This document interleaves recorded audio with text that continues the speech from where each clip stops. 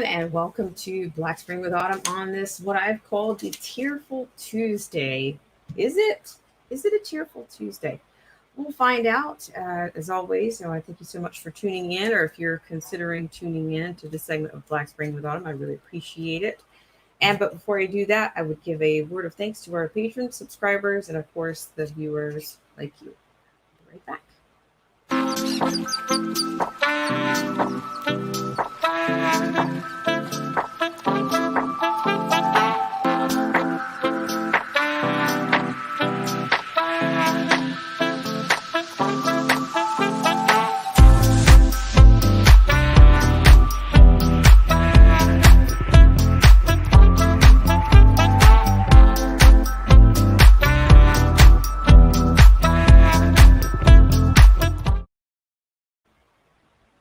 Thank you so much for tuning in to what I'm calling the Tearful Tuesday.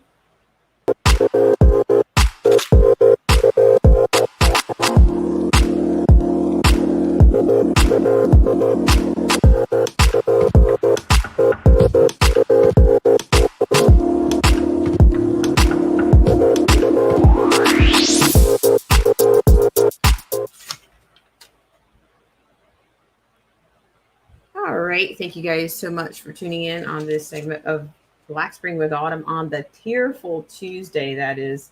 So, I don't know, I gave a little bit, burned a few extra minutes on the thumbnail today. So, welcome in. I really appreciate it. So, what I want to do is, I don't want to burn too many minutes, but I want to give a little bit of attention to what I consider a pattern or a little bit of a stepping down or a concession. It seems like there's a global concession, or at least from I think from where the US stands right now. And I know that's hard to hear, and I know it's hard to accept for many people, but I really think that we are seeing an actual pattern of that. And unfortunately, the Olympic stage is where it looks like that's where everybody wanted to, that's a great time to go on the world stage and just there. To me, I think that's the underlying. That's what I'm getting a sense of, that there is a global concession, or at least there is where I say, like, in all the for all the dominance we are for all the dominance that we've had, there seems to be an open or a steady concession. And I'm going at this from the athletic perspective. I think we saw examples of this. We've talked about this on the Osaka tennis. I think she ended up bowing out, and she was saying that her reason was, she didn't want to deal with the anxiety of having to deal with press conferences. So and then it got into, it went corporate. You had some commentary or some editorials that talked about, what if, Osaka was your employee, and is that a part of her actual duties, and those kinds of questions that came along. But I do think that there's something much more far-reaching that I say that's going on here, and I think it's more of a U.S. concession, a step down, and it's being done in this sense to me when it comes to Simone Biles, which you can see in the imagery or in the thumbnail, that this is being done on a world stage, it seems. Now, of course, everyone has the right to attend to whatever their concerns are, whether they are mental or whether mental, however it's emotional, whatever it is. But I just think that this is all, am I going to say that it's staged? That might be the conspiracy theorist in me that would, say, yeah, this is all looking a little bit tanned, a little almost timed, that it seems like we have so much concession happening, and it's occurred, I think, with the athletes. I think we had, because for one, I think without the US presence in many of these games, then I think that it's going to go to the next country of dominance, dare I say. And whether it's tennis or whether it's a track or, whether it's, hurdling, whatever 200-meter, whatever it is. But I see that there's symbolism here that is a sign of weakness. It just seems like where our nation has succumbed to something that we want to make it known. There's an effort, a concerted effort here, to me, to show that the US has conceded on a huge level. And I mean, and of course that's just my assertion, and that's that's based on, on my perspective, and the perceptions that got me there before I got to the perspective on that. So and that's what I find, I've always, I've watched the Olympics like many people, for many years. And I never assumed that these athletes were superhuman, and that they could not make mistakes, or that they would be flawed in their performances or in their routines. But I do know, no matter what type of performance that you're doing, there's always what we call, or what there's actually a book written called The Inner Game of Tennis. And I think that book is about, it's the game that people don't see. It's what the performer or the athlete deals with, inside, those kinds of things, the self-talk. And I've never, I've always looked at them as, would I say, a hero? I think hero carries way too much. And I think maybe that's why, some people kind of start to fold. Um, they kind of fold under the pressure. But what's happened recently, I just think that everyone is just kind of easily bowing out. So I you're just kind of, I think, for one, I'll speak about Biles specifically. I think in the past that, and it's one thing that even that I've taught my own students is, you know, to be a student of the instrument. And also when you make a mistake, you just keep going, you keep playing through it. But that also means at the same time, you have to be able to forgive yourself for making that mistake in order to keep on going. Because I'm going to be honest, most people are not going to pay money. They don't want to come and see you spaz out. But it kind of starts with you. You know, you have to be able to play that game on the inside. And when you make a mistake, you recover, and you keep going. Recover, forgive, and you keep going. But and a lot of times, depending on what it is, sometimes people don't know that you've made a mistake. I do remember seeing Biles, for example, stumble on that when she came off of that beam. Before she came off of that beam, one of those commentators talked about, oh, well, she was actually off right there. But because she's so superhuman and she's such a heroine, nobody knew. Well, we know now because you pointed it out. Only, an athletic coach or a former gymnast themselves would know that she actually made a mistake. And she knows that she made a mistake, but she forgave herself and she kept going. But maybe she didn't forgive herself because when she came off of the beam, and maybe she didn't forgive herself fast enough. She couldn't recover from that from that timing off.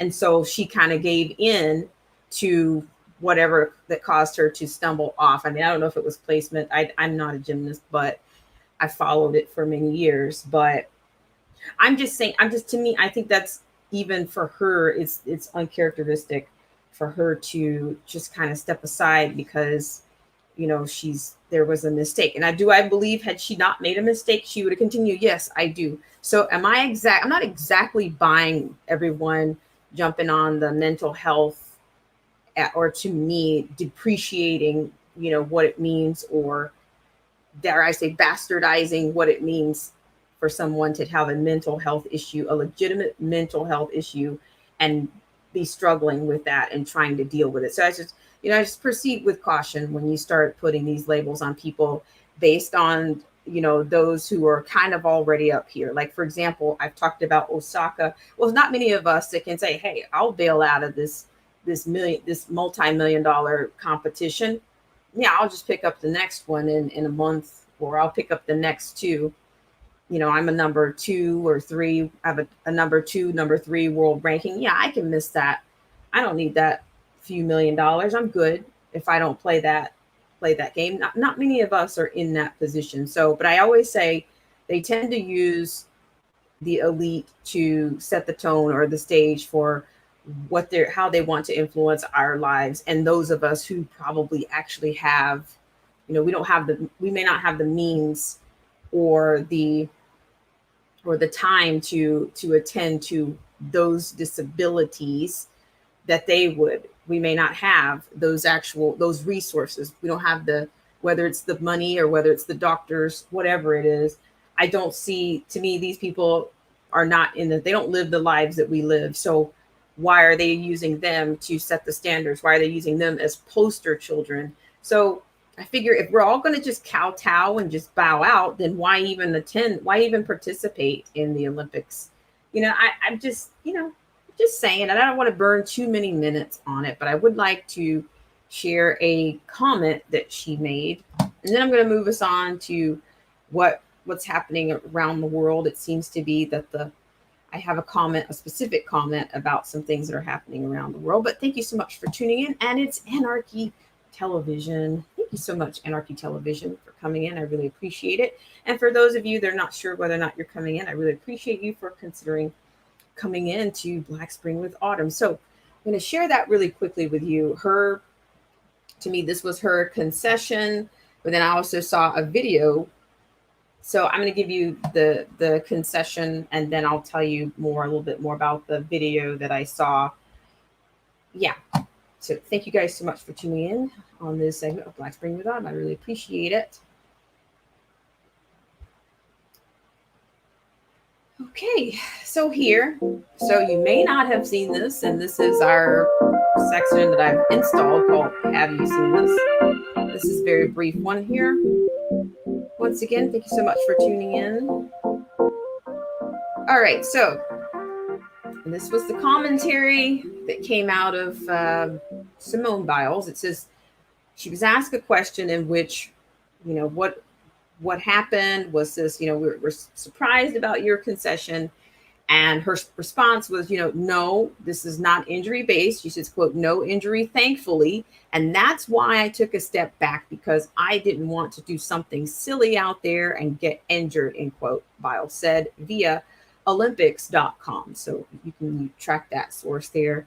Quote, I thought it was best that these girls took over and did the rest of the job, which they absolutely did. They're Olympic silver medalists. They should really be proud of themselves for how well they did. So, of course, some people are going, oh, well, you're being too harsh and da da da da da. And if she was ever the GOAT, this is the most goaty thing she's ever done. Well, it's all, it's subjective. Everybody has their own opinion, and some people can't quite accept that either. But I'm not sure. It feels awkward. I'm going to say it seems really awkward, and it seems really tanned. This kind of domino effect of across the athletic spectrum that seems to be going on. So, but of course, wish Simone Biles the best. And but I guess this will be her crowning, the end of her, dare I say, I don't want to say it's the end of her career, but I think this was a huge step back. And I don't know, maybe are our values changing? I mean, what do you guys think? Before I'll go on, do you think we're looking at something a little bit deeper than just somebody stepping down and passing the torch, so to speak, to the younger girls on a team at this point? I actually do. And with that said, I want to play this video for you guys. And I've played it before, but I think it's relevant again. And then I'm finally going to move on. Thank you guys so much for tuning in to this segment of Black Spring with Autumn, because I do have some other news. Of course I do, but I want to share. I've shown this before, But this is actually the Apple 1984 ad commercial. And this is the original recording from the day it was first aired. So I'm going to go ahead and show that to you. Let me know if you see anything familiar here. Thank you guys for tuning in. I really appreciate it. And I will give you the full screen on it because this is very dark. And I do mean dark in dark in many ways. So I'm going to zoom in here, and thank you guys so much for tuning in.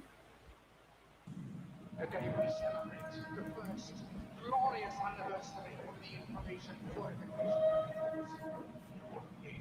For the first time in all history, a garden of pure ideology, where each worker may bloom, secure from the pests of any contradictory force. The force is more powerful a weapon than any fleet or army on earth. We are one people, with one will, one resolve, one cause. Our enemies shall talk themselves to death, and we will bury them with their own confusion. We shall prevail. On January 24th, Apple Computer will introduce Macintosh. And you'll see why 1984 won't be like 1984. All right, guys. So I thank you so much for tuning in to this segment of Black Spring with Autumn. So the thing about that commercial, and it's not the best in terms of quality, but he does talk about confusion in a garden of ideology, and I just think that I think that was prophetic. Yeah, I really do. And I also think that it's almost prophetic in which, it seems like we started like right before July 4th or maybe even before then with, what is it, the Shikari. It was, we had something with her. We had, she had an issue. And then the actual hammer thrower, Gwen, I can't think of her name, but I'm just thinking there's something going on here, and it just seems really tan to me. So if you guys have anything to add on this one, feel free to do so. But we are going to move on to the next segment. But before I do that, I will take us to a commercial. Thanks so much for tuning in to the Tearful Tuesday.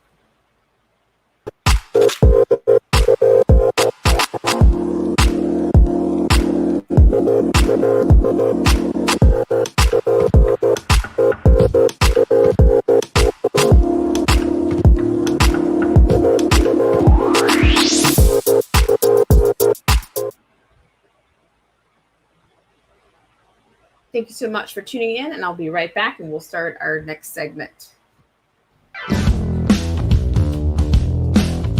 This show is brought to you in part by our sponsors. Whether you're interested in health, culture, politics, scripture, automobiles, or music, please check out Derek C. Williams, Killer Whale Channels, The Definition of Anarchy, Marcy T., Joseph Francis Burton, Paralysis by Analysis, Chrysler Imperial H, Little Miss Goth, AZ Infidel, Cold War Jesus, Anthony Scioli, and Let the Truth Be Told. We'll be right back right after this.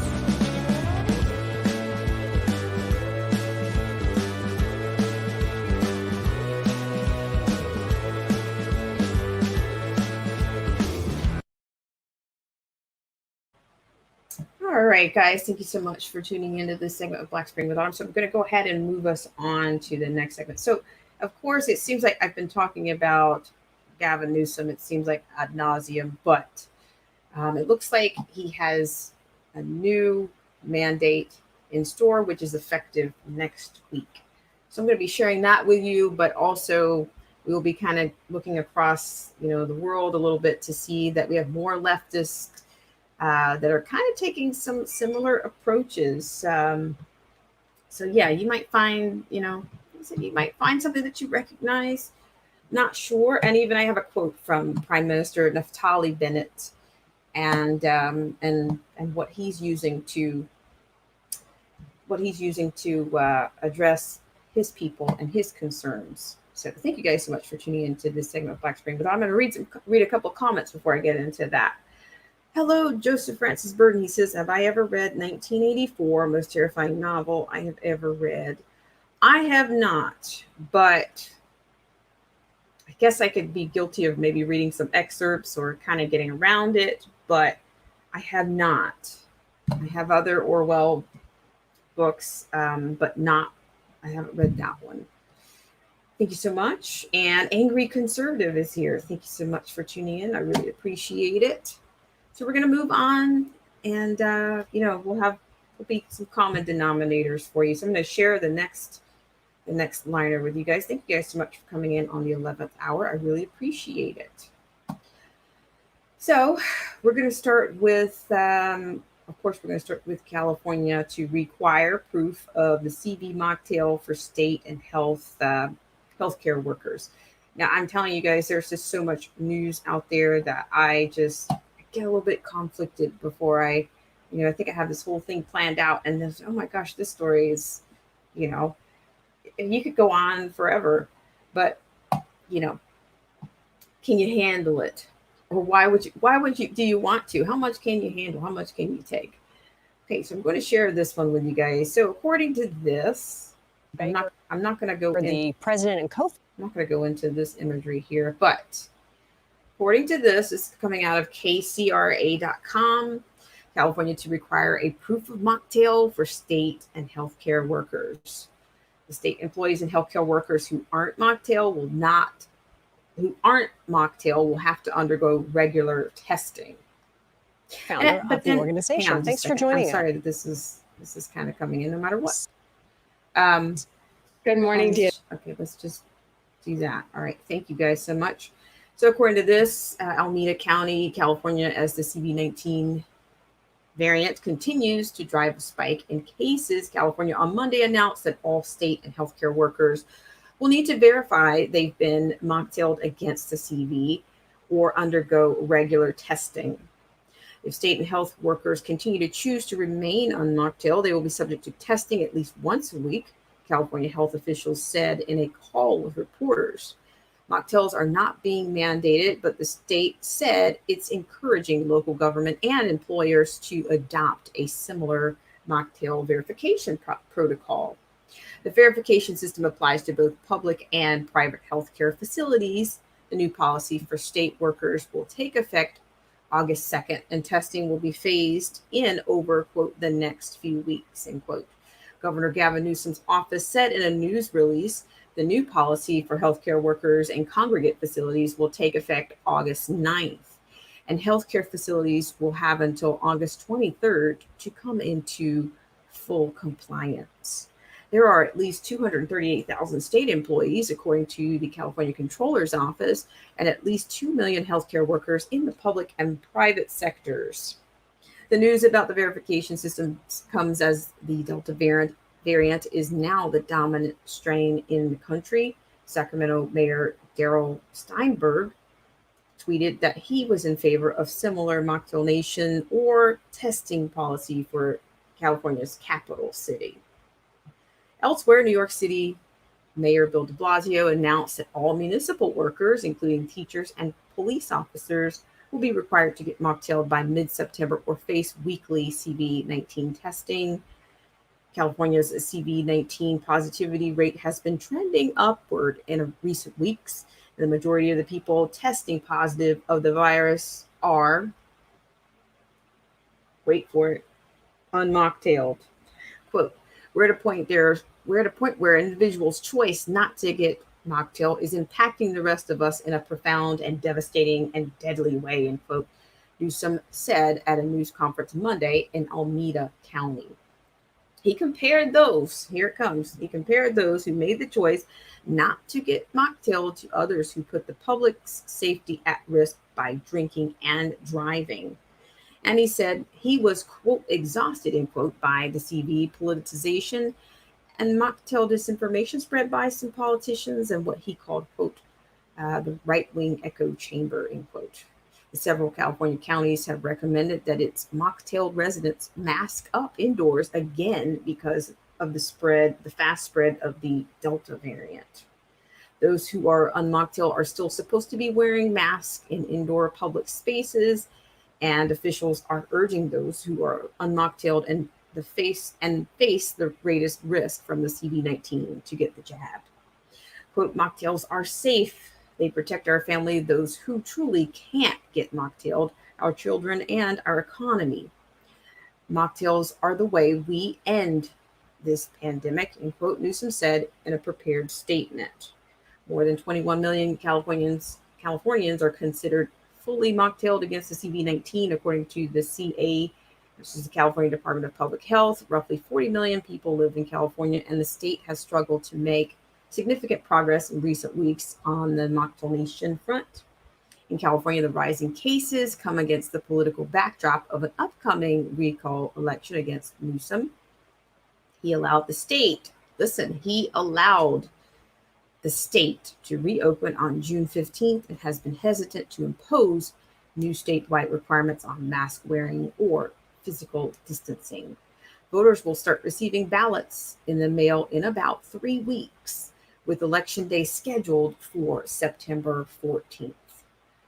Once again, I'd like to thank everybody for tuning in on this segment of Black Spring with Autumn. I really appreciate it. So here's the deal. Now, okay, with all of that, with that being his resolve, whether it's de Blasio or whether it's Newsom, what do you think is actually going to happen? It's kind of like wearing people down, right? In fact, I think this article might have it a little bit off, because I've actually heard of them saying up to twice that they would be willing to give people tests twice a week. But then eventually, what are they going to do? Are they going to hand that cost over to, I think even in the UK, they may even be doing that. They're going to hand the cost of these tests eventually over to the employees. And that's what I'm saying. It's like wearing people down with this whole thing. And yes, I do remember, they were saying that the people like de Blasio, the people that end up getting suspended for not complying would be, they would be suspended without pay. So yeah, it just seems like it's, what do they call it? Those like New York, California are the bookends, or what are they end zones, whatever you want to call them. The ends of, both ends of the country. And I think they try to set the tone for the ruling, the dominance. So yeah. And then I had another piece. It's the leftist Prime Minister Naftali Bennett. He said in his own piece, in a piece he was quoted that, quote, the world is currently in the eye of the storm of the Delta pandemic, and the entire world is turning red. Now, I thought that was pretty symbolic. And when you guys think of red, you could feel free to drop that into the comments, what you think about what does he mean that the entire world is turning red? I have my own idea about what I think it means, but of course, I'm interested in what you guys have to contribute to that. And once again, thank you guys so much for tuning in to this segment of Black Spring with Autumn. So it just seems like they kind of keep moving these goalposts around, and they don't want to say, they're being very careful with the language, but they're still doing they're still being tyrannical at the same time. So yeah. Thank you guys so much for tuning in to this segment of Black Spring with Autumn. So I just want to say hello to everybody that's in the chat, or people that have joined us in the chat. Two Hats, how are you? Thank you so much for coming in. Let me read a comment from Angry Conservative. Thank you so much. Angry Conservative says, well, in the U.S. today, it said that there is a study saying people that get the jab can spread the and get it more easily. I just I'm going to be honest with the amount of chaos and confusion, and just it's a sea of confusion. This almost turned into a rant. Like I was just going to just rant about. I mean, the other thing that I saw today that I'm not going to cover it so much. I did get a chance to see some of that testimony on January the 6th. I don't know if anybody else out here got a chance to see that, but that was, so we had a bunch of men just kind of like bawling their eyes out. Like they came in with the sniffles. And that's kind of the inspiration for the, for my Tearful Tuesday, because, it's like, come on, dude, you did not write that. You did not write our beloved democracy. You didn't write that. You didn't write. And then they were all, it's like they were all reading. They were reading a script. I mean, if you were there, I mean, I can understand it's difficult to regale a group or to regale something that's traumatic, but it just seems like they were just line for line. Like they were just like all digging. They were dug in. Like you saw the top of their head. You saw the tops of their heads. And to me, I think you can look up every now and then when something traumatic has happened to you. Like you might write down a few points, but you're just all, this thing is carefully crafted and tanned, and well, I understand the theory behind. I know I get it without a doubt, but to them it's like we're operating on two different planes right now, and yeah, it's like these people are this country is being run irrespective to anything like that right now. And yeah, that's just the way it is. I can't dress it up. I really can't. I'd like to, but I did that like 8, 12, 13 months ago. But now I gotta, I just gotta call it. But yeah, but I'm just thinking, why didn't they show any footage on that? Why can't they show the footage and then take some, and then maybe ask some questions about specific scenes, or, oh, could you stop there at 15 minutes and 10 seconds in this section? If you're trying to get a full scope of that. But I'm not going to talk about it because I suspect that that's going to be a hot button issue that they don't really want anybody to, the overlords, or, they're going to be, tapping you on that one too.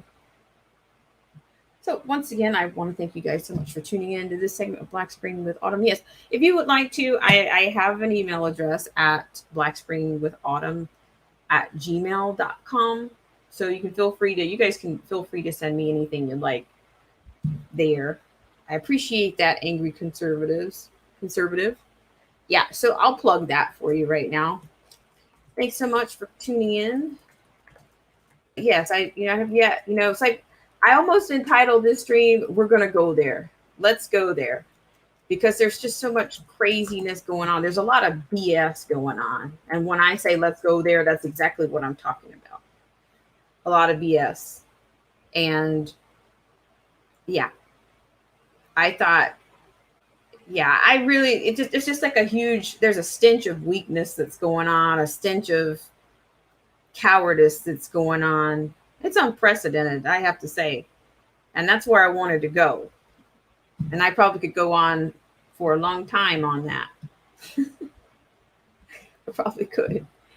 Thank you guys so much for tuning in. And hi, old school media. Just let it all out. So yeah, I'm honestly, it takes a lot. It's, I don't know. Is it worth it? Not sure. But I want to thank you guys so much for tuning in to this segment of Black Spring with Autumn. So yeah, I'm sure there'll be, there was another piece that I had, and I think I might save that. I might save that for the next stream. Because I did get into quite a few things on this one, but it was something on like basically confirmation bias. And yeah, it was confirmation bias.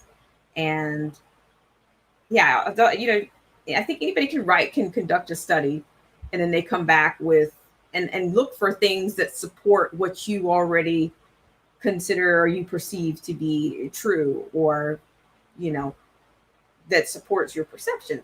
And this was, yeah, we'll get into that another day, but and that's kind of on that's a little bit more specific. That particular topic would be dealing with, it's kind of, dare I say, the Black community and the bread and circus culture that I cannot stand. And that's why I'm not going to go there right now, because it could go left like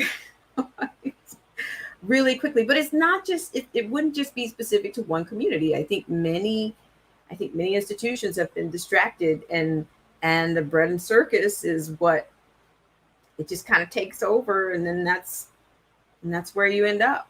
You end up with, you know, you end up coming back for more, and it's less about where you started on your objective, or your real mission is lost. So I want to thank you guys so much for tuning in. I'm going to read this comment, then I'm going to run one infomercial, and then we're out. We're signing out. Roger Dodger. Two Hats says, quote, "Get this country back," end quote. Are you sure that's even part of the equation? No comments. Thank you so much. We have Lasagna 187. Thank you so much, Friends in Code, for sharing out the stream. I really appreciate it. And actually, I'm really surprised that I actually got a notification that I was actually streaming. So yeah, I burned a few extra minutes on the thumbnail today. So, maybe I'll do a little bit more of that, but we'll see. We'll see what happens. All right, guys, I'm going to go to a little break, and then we'll be right back. Say salute to everybody in the stream.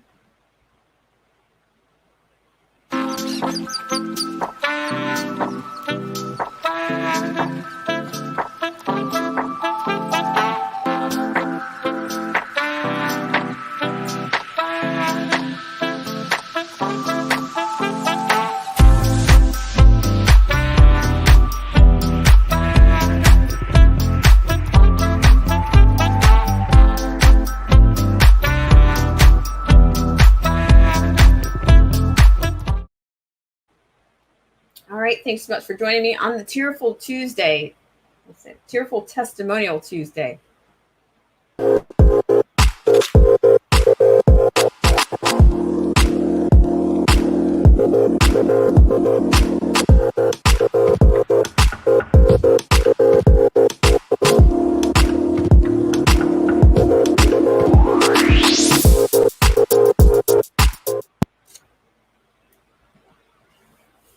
All right, guys, thank you so much for tuning in on this segment of Black Spring with Autumn. I want to say hello to everybody in the stream and wish you a great rest of your Tuesday.